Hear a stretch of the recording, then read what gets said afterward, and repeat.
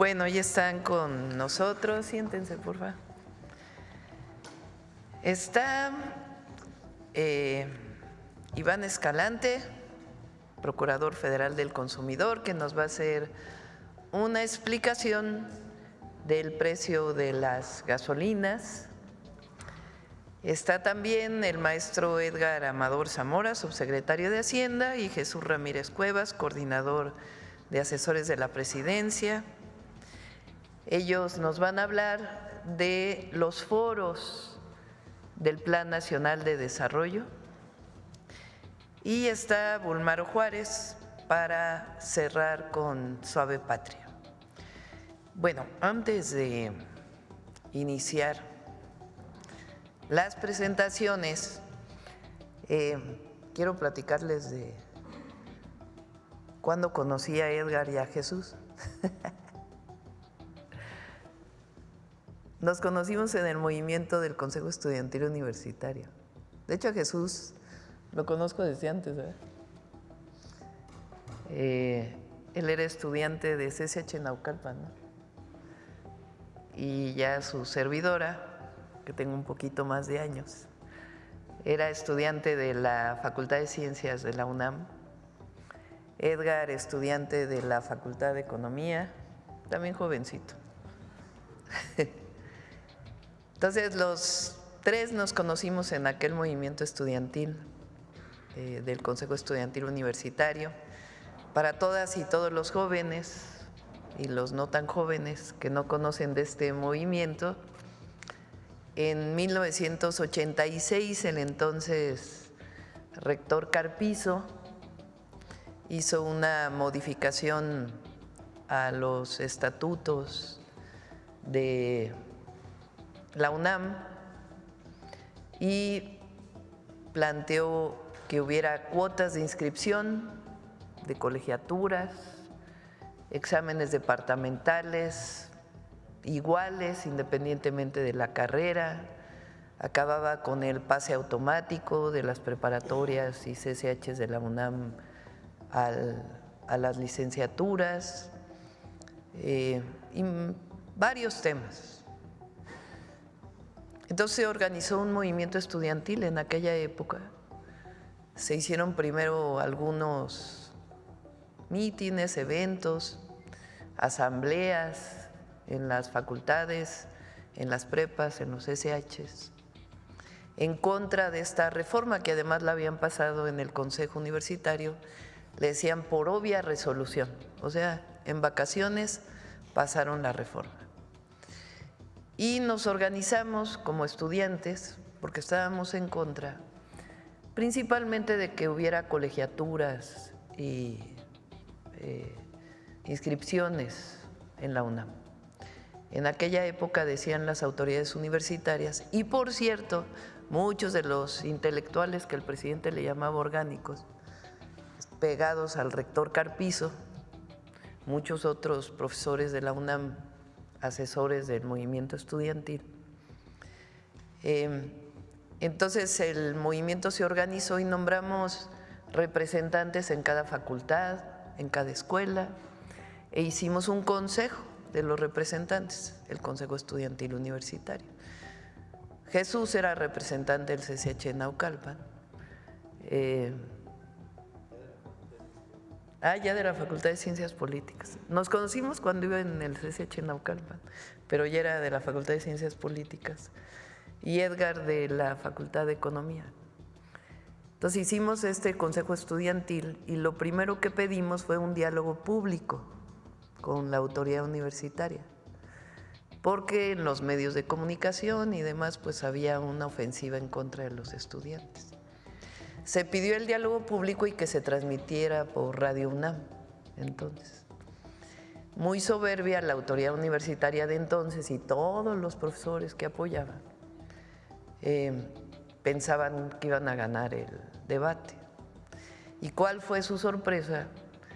Que los estudiantes ganamos el debate, las y los estudiantes, con un argumento central: la educación no es una mercancía por la que se deba pagar, sobre todo cuando es pública, o cuando es pública, cuando es particular, pues tiene otra orientación y está bien que haya educación particular, pero el Estado tiene la obligación de proveer educación pública de calidad, gratuita, laica, como establece el artículo 3º constitucional.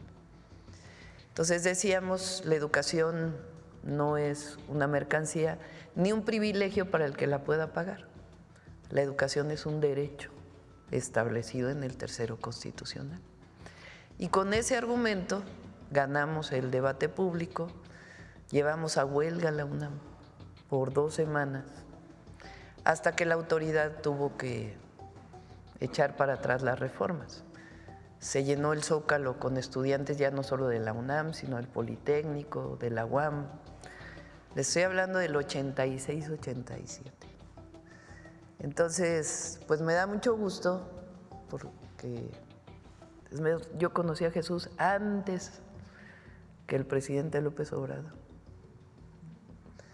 Entonces me da mucho gusto que sea el coordinador de asesores porque además de todo es un hombre pues muy culto, conocedor de la historia de México y que tiene muy fundados los principios de nuestro movimiento.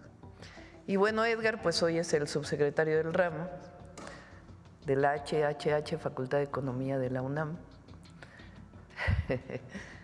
E Iván nos conocimos después porque es más joven, aunque no parece. No, no es cierto.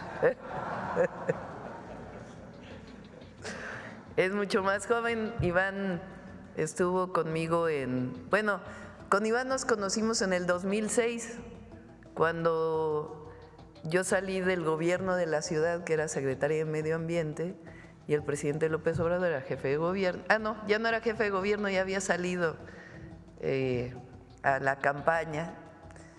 Por ahí cuando estuvo la campaña esta tremenda de López Obrador, un peligro para México, ya había yo terminado de construir, de coordinar la construcción, porque yo no los construí obviamente, la coordinación de la construcción de los segundos pisos, que era mi última tarea en el gobierno de la ciudad, y salí del gobierno a apoyar al presidente como vocera en los medios de comunicación. Entonces, pues no había redes sociales ni como ahora, era pues prácticamente todo eran los medios masivos. Y el que me entrenó, hubo 2 personas que me entrenaron para salir a los medios, Iván Escalante y Rosa Isela Rodríguez, para que vean que pues tenemos muchos años de conocernos y estar en este gran movimiento de transformación del país. Bueno, Iván, adelante.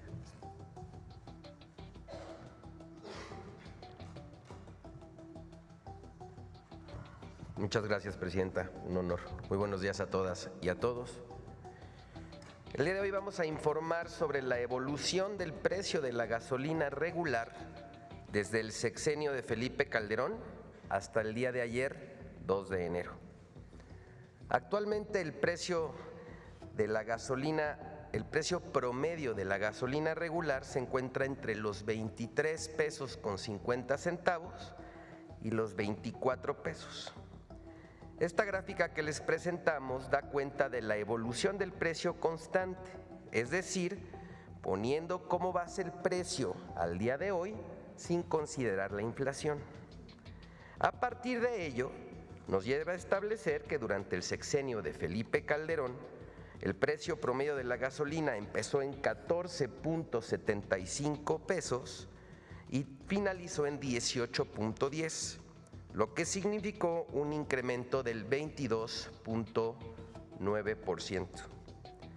En el sexenio de Enrique Peña Nieto inició en 18 pesos con 25 centavos y finalizó en 26 pesos con 1 centavo. Y en este periodo fue cuando se dieron los famosos gasolinazos que afectaron tanto a las familias mexicanas. En estos 6 años, el incremento representó 42.8%. En el gobierno del presidente Andrés Manuel López Obrador, quien cumplió su promesa de no incrementar en términos reales el precio de la gasolina, pasó de 25.48 a 24.15 lo que significó una reducción del 5.2%. Y en los 3 meses de la presidencia de la doctora Claudia Sheinbaum, al iniciar su sexenio, el litro de la gasolina se encontraba en 23 pesos con 95 centavos y al 2 de enero está en 23,85, lo que indica que tuvo una disminución del 0.4%, cumpliendo también su promesa de no incrementar el precio de la gasolina. Aquí un mensaje a todos y todas las y los panistas que aseguran que el grupo parlamentario de Morena se negó a limitar el precio de la gasolina por debajo de los 20 pesos, les decimos que mienten, pues no existe registro alguno sobre dicho señalamiento. En esta gráfica, que es muy clara, se nota que los responsables de los incrementos desmedidos de las gasolinas fueron durante los sexenios prianistas. Ahora bien, en la siguiente diapositiva se puede ver que los precios de las gasolinas se han mantenido por debajo de la inflación acumulada prácticamente desde octubre de 2019. Y por cierto, el comportamiento del precio del diésel en términos reales también ha disminuido en un 11.03% durante los sexenios del presidente López Obrador y la presidenta Claudia Sheinbaum, mientras que en el de Calderón se incrementó en un 57.6% y en el de Peña 40.3%.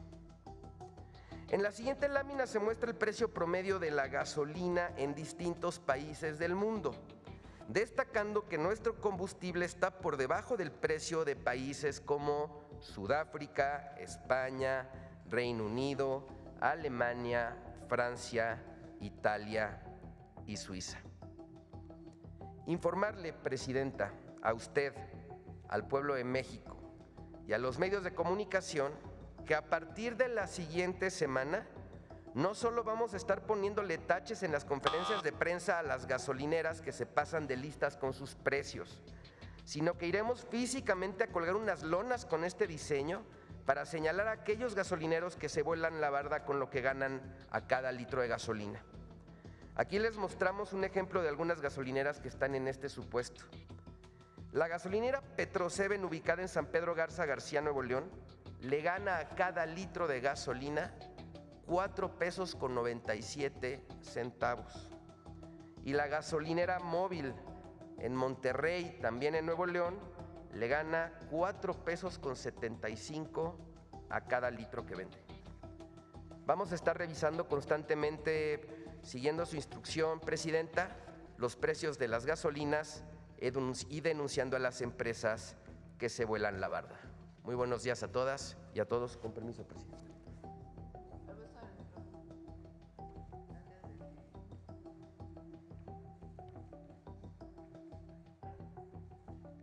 Ponle la primera.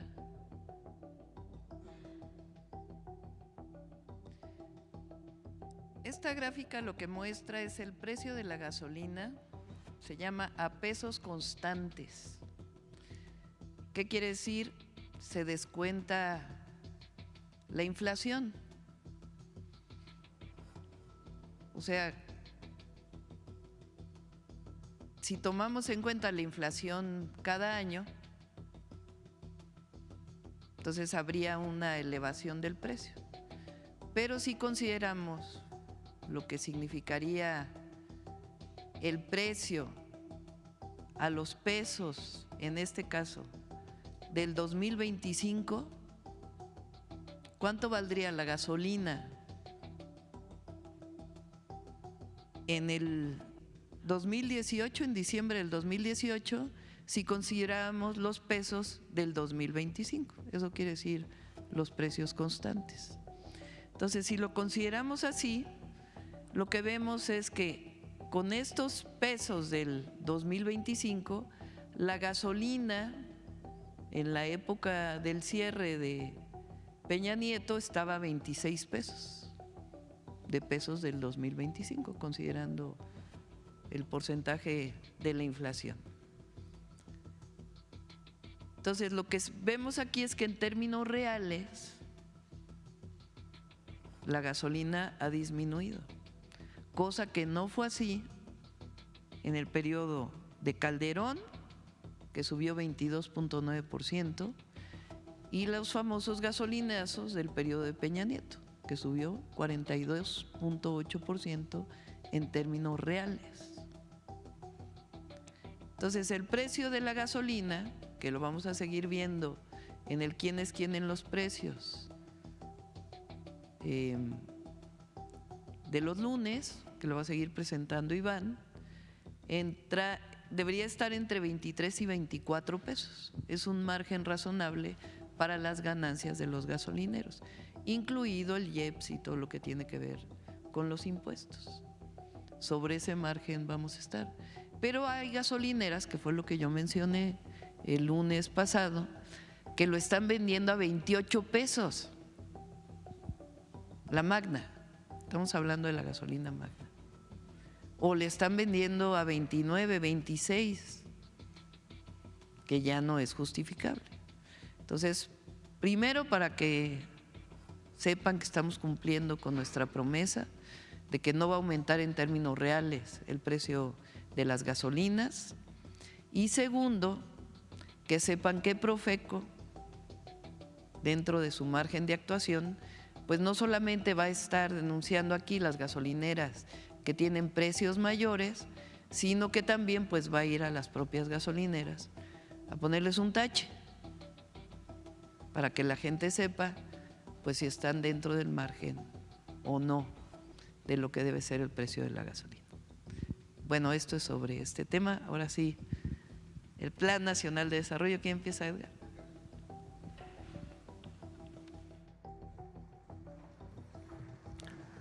Con su permiso, Presidenta.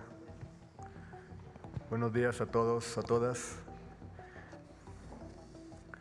Pues como la Presidenta hacía la crónica, ella ha sido nuestra líder desde que yo tenía 19 años. Ya me está echando de cabeza. Y lo sigue siendo, y lo seguirá haciendo. Si me permite, Presidenta, un poco de contexto que nos va a comunicar, es una trama que comunica la introducción de la señora Presidenta con el tema del Plan Nacional de Desarrollo. El Plan Nacional de Desarrollo surge a partir de la Ley de Planeación promulgada en 1983. ¿Qué pasa en 1983? México está básicamente quebrado, ¿no? Había caído en moratoria su deuda externa en 1982, ¿no? Y el único que le prestaba eran los organismos financieros internacionales, el FMI, el Banco Mundial, ¿no?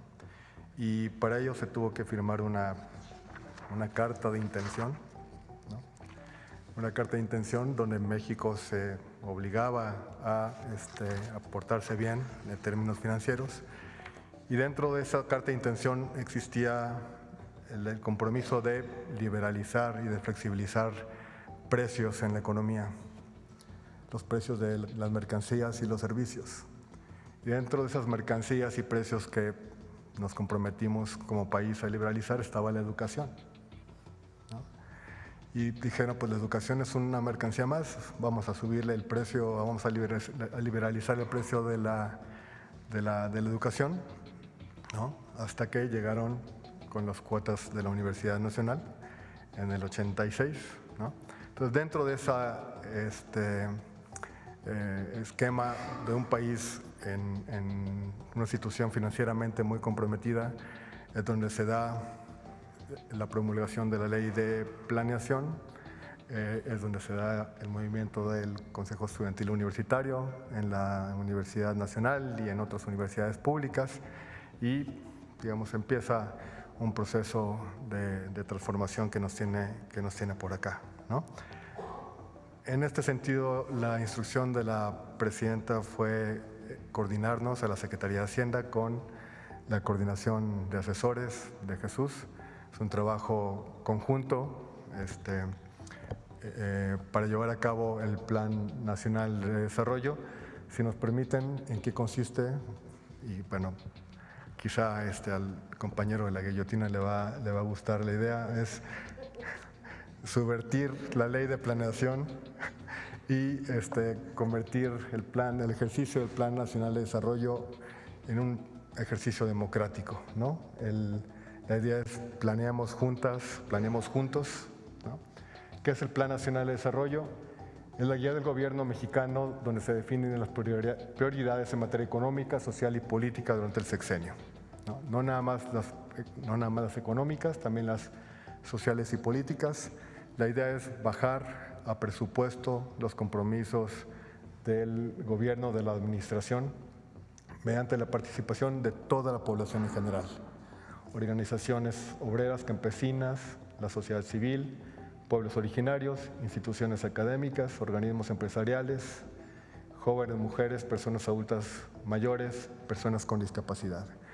¿Cómo bajamos estas consultas, esta participación de la sociedad a los ejes presupuestales?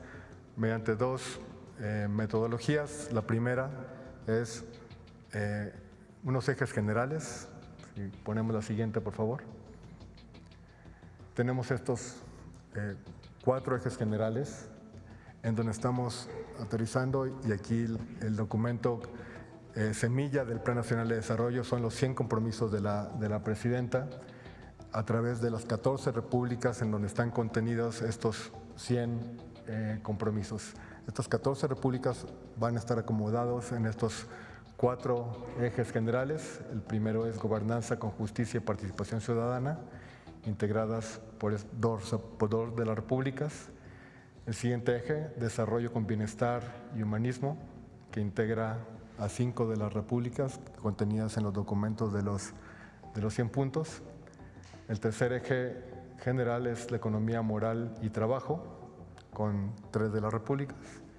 Y finalmente, desarrollo sustentable, que integra 3 repúblicas.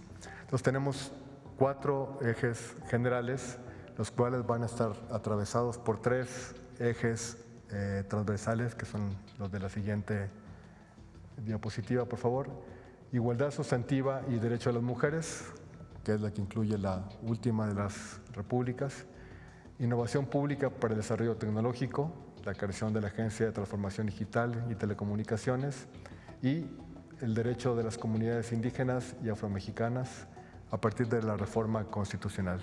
Estos 3 ejes son transversales, van a ser comunes a los 4 ejes generales, y ahí vamos a plantear no nada más los 100 puntos que recogen el planteamiento de la presidenta a partir de su recorrido por el país, sino que a través de los foros, y le dejo la palabra a Jesús, vamos a pedir, a incentivar, a animar la participación de la sociedad y de todos los grupos activos para que enriquezcan el documento y configurar el Plan Nacional de Desarrollo, que acabará aterrizado en ejes y partidas presupuestales.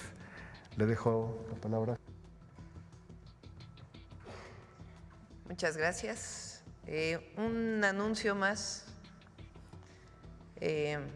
Hoy anuncio que a partir del lunes el ingeniero y profesor universitario, exgobernador de Veracruz, Cuitláhuac García, se incorpora como director de Cenegas a partir del próximo lunes.